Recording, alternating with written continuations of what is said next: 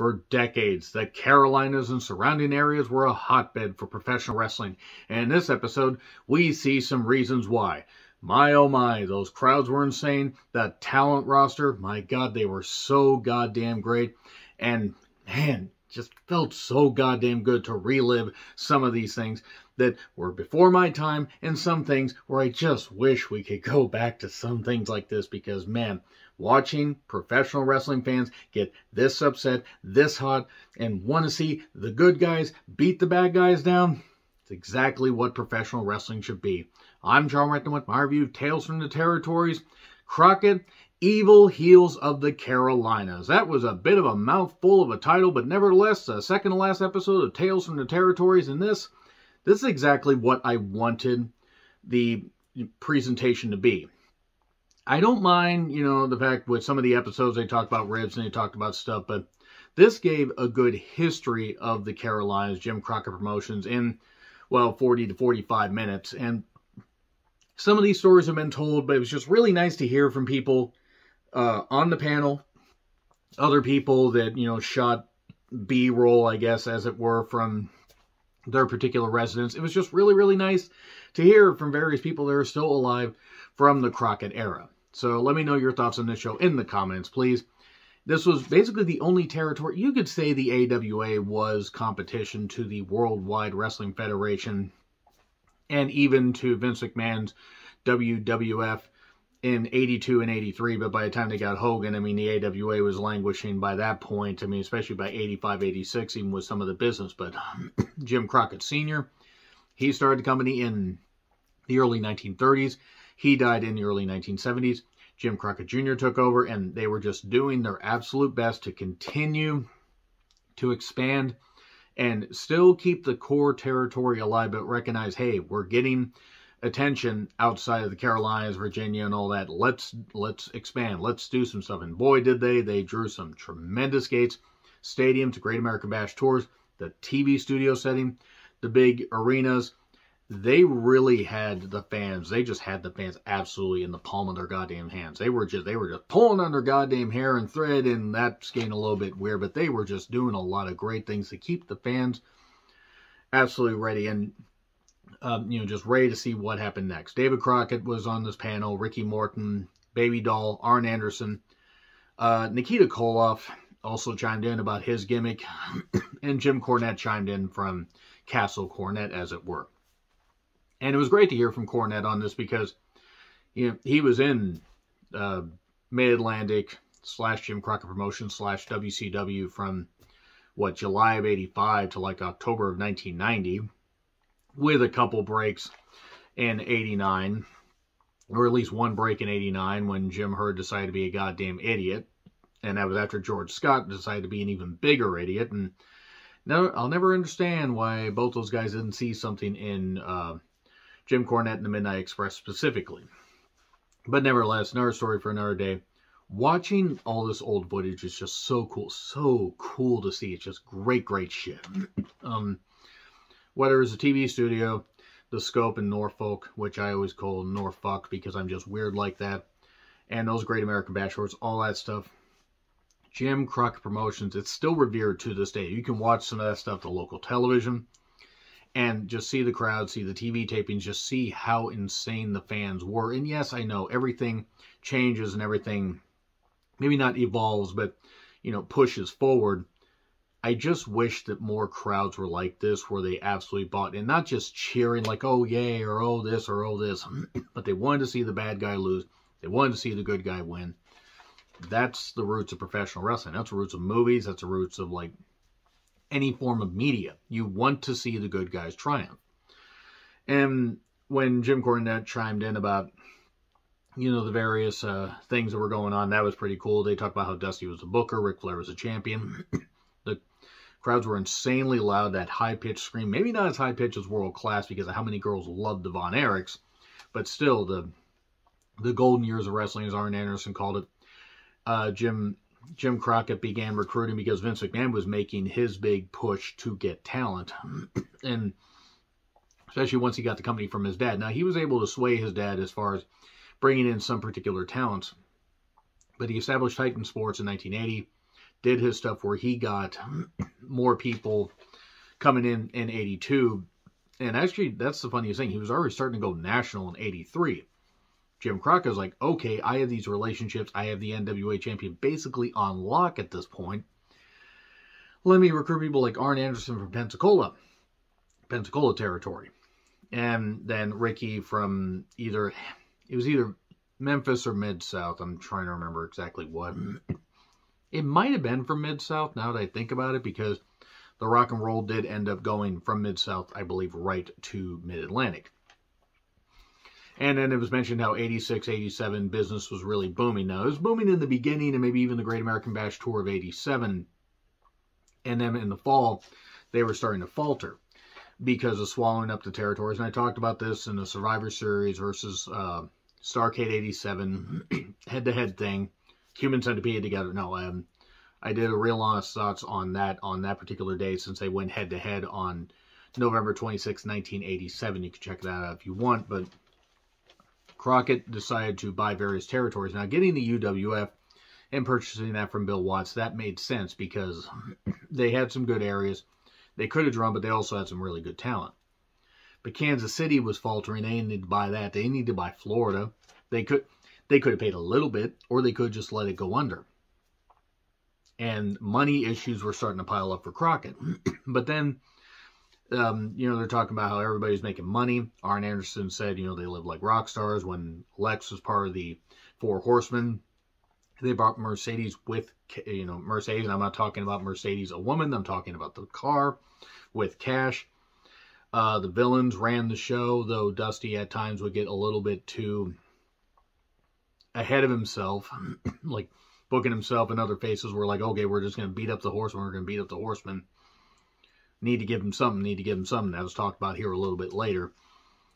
Cornette absolutely drew the most heat, with, I'm not saying like Flair did and stuff like that, but Flair was one of the cool heels. And yeah, people appreciated the Midnight Express, but they hated Cornette. They hated him.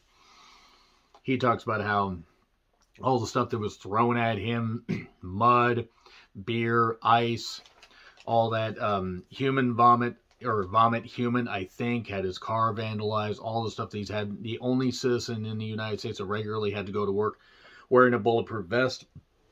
He did that in Mid-South, and had to do that in Crockett especially. The Baby Doll feud, where, his Baby Doll, Dusty, was all that stuff. This was after Baby Doll turned face when Dusty and Tully had their feud. And then Tully was mistreating Baby Doll, even slapping her at one point. It's good, show hitting a woman, whatever. But, hey, it drew. It drew. Can't knock it. I'm not saying Tully's like that. I'm just saying, retrospect. But they gave her a gut shot with the racket, and, the commentators said, oh, she might not be able to have children, and Cornette just laid more into it, like, yeah, who would want to see that thing reproduce? My goodness, he was just laying into this shit. And how Magnum and Dusty were going to be dressed up as the James Boys to help get revenge. It was so obvious that it was Dusty. I mean, especially that it was Magnum. I mean, you couldn't hide that hair. But of course it was Dusty. And there's a story Cornette told on his podcast. That they were going to be the James Boys. They were going to do this. The camera will follow them. They get Cornette. They put a noose around his neck and they take him. And the camera follows. And they're going to tie him to the bumper. Dusty's going to slap the window and Baby Doll's going to take off.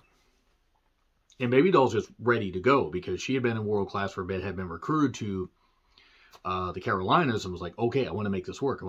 Also, Cornette had really been needling her about this. And he said he was like, seconds from being beheaded. Because, like, okay, I think he even said there was no thought to, should we walk through this? And it was just cool to see the old footage of this. I mean, it was grainy, but then again, what do you expect? It's a pseudo studio wrestling, Susu Studio, but no, also the fact that it's almost 40 years old, because this was 86? I think it was 86. And they were just almost a live lynching on television, on wrestling television. Boy. But, Baby Doll talking about how she got started. She's a second generation talent that she started in World Class with Gino. She had a crush on him. I mean, then again, you take a look at how Gino looked. You take a look back then. How could women not have fallen for Gino? I mean, come on, the way he looked, the way he presented himself, of course women were going to like him. And it's just a shame that Gino Hernandez passed away in early '86. You have to wonder what Gino Hernandez's career would have been like. In fact, let me know in the comments where you think Gino Hernandez's career would have gone. In fact, I've done a couple recent what ifs. I may do some more what ifs and try to find out what could have happened if certain things hadn't happened with certain scenarios, because it's fun to do this stuff. Anyway, so Dusty and Tully, they feuded over Baby Doll, where if Dusty won, Baby Doll would have to be his second for 30 days. And that Baby Doll was even having to maintain being a heel and was having to fight fans. One fan was pulling her hair one night and she punched her, and it was a pregnant woman. And she's like, oh boy, this is fun. And then the real fun. Blood and the violence really increasing. I mean, they showed a brief clip of Starrcade 85 with Tully and Magnum. And God, that I Quit match, that steel cage match, still one of my favorite. Still one of my goddamn favorite. Brutal. Just the implication of taking a chair leg, a wooden chair leg, is like, I'm going to stab you in the eye to make you quit. But then the riot at the Omni. Ric Flair was taking on Nikita Koloff in a steel cage. And the Omni, I still wish the Omni was standing. I mean, it would have needed a lot of repairs, but it was so cool looking on the outside. It seated about 16,000 people. Tremendous hotbed for wrestling. And you just see that people surrounded the ring. And, fans just sitting there and everything. And the Russians are attacking Flair after the match. Okay, here comes Dusty. He comes to save Flair.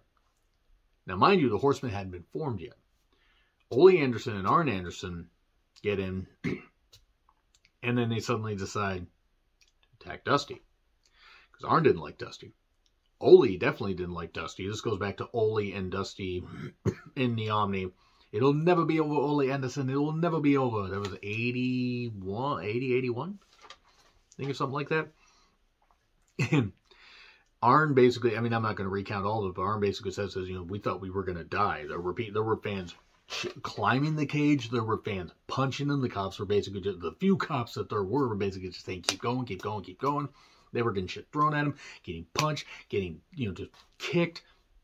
People trying to double leg them, just keep going, keep going. They were beat up. They were bleeding.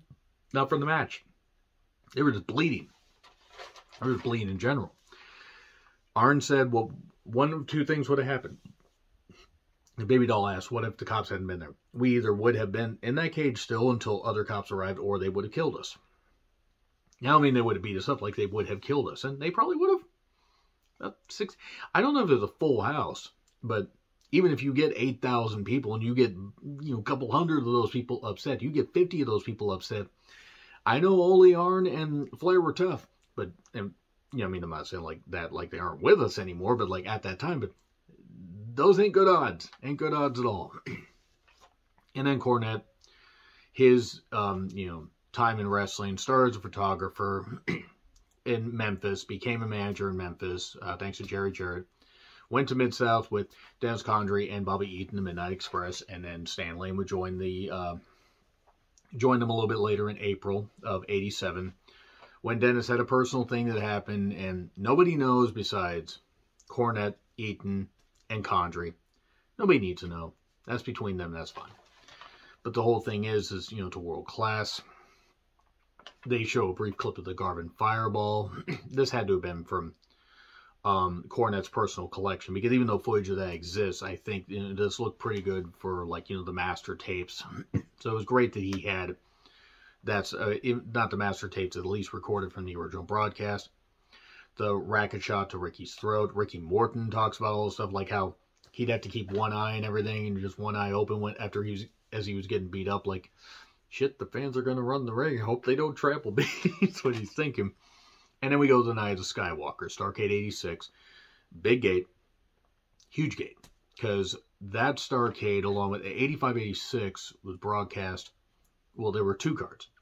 Greensboro, Memorial Coliseum, and Omni in Atlanta. And then they took it to Chicago in 87, and it didn't work out all that well, but the idea was, okay, you know, everybody hated the scaffold match. David Crockett didn't like it. Arn didn't like it. It was dangerous. It was hugely dangerous. And Cornette recounts, you know, how Bubba was supposed to catch him, and they were going to tumble, but, you know, Cornette basically screwed up his knee because Bubba, he was wearing sunglasses, and also it's like, Jimmy, you fell so fast. I miss Ray Trailer. God, he was such a great big guy. Apparently a nice guy. I mean, I obviously never met him, but apparently, even from people that met him at early fan fests and whatever, apparently really, really nice guy. And tremendously agile for a big man. And the Cornette basically tore his ACL and didn't take a whole lot of time. I mean, he took enough time off to get his knee drained and scoped and whatever, and then he was back because you didn't get paid back then.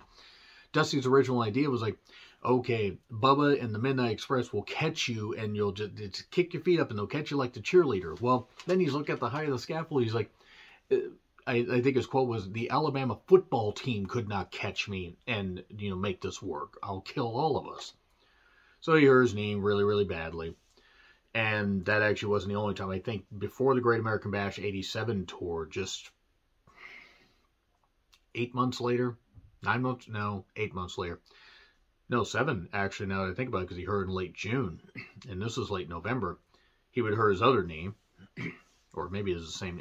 He hurt one of his knees, and yeah, it wasn't exactly fun. Cornette could get a lot of people upset. Still can, and some takes work, some takes don't. But by God, you know, it's good to listen to some people that still know something about wrestling. You kind of wonder about some people these days. And I speak just as a fan, because I'm not in wrestling, never will be in wrestling. Nikita Koloff, he was all in on his gimmick to the point that he said that his daughter was born in Lithuania. He would speak Russian. He would keep the gimmick up around the boys. And Arn even said, hey, cue ball, we know you're Scott Simpson from Minnesota. You can drop it around us. And he even did a test run for Rocky IV. And that he nailed the lines perfectly, but the problem is he was really, really big. He overshadowed Stallone, because Stallone's only 6 feet, maybe? Stallone's not a tall guy. Stallone might not even be 6 feet. Muscular guy, insane, and was also in a bad movie called Samaritan, but nevertheless, Nikita Koloff, they said you did great. It's just the fact that you're just so big. It's not your fault. That's just how big you are. Of course, he was on the juice. Not that he was the only one, but he was. It is a shame Nikita. I mean, Nikita lost his first wife. That's actually why he left for a little bit in 80. Was it 88? I think it was 88. Because I know that his wife passed away either in 88 or 89. Because he was gone for a bit after that. Came back in 91. And then they recount the plane crash on October 4th, 1975. And this is absolutely something that people should check out. David Crockett recounting this as haunting. Tim Woods basically saved kayfabe and wrestling in the Carolinas because he was on the plane, but Johnny Valentine, the hated heel, was there. Tim Woods was Mr. Wrestling, and he was, the top face. So basically, pretty much a lot of people got injured. I mean, the only seat that wasn't broken was David Crockett's. And Tim Woods crawled away from that.